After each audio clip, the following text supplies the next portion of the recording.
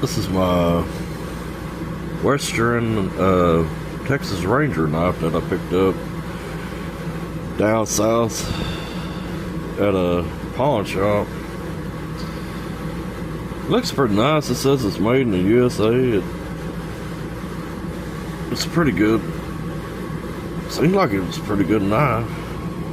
I don't know how old it is or nothing, but yeah, it seems like it's a pretty good knife. Well, if it'll focus.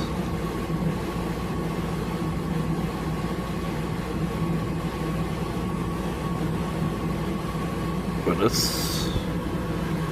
it's sharp and everything, so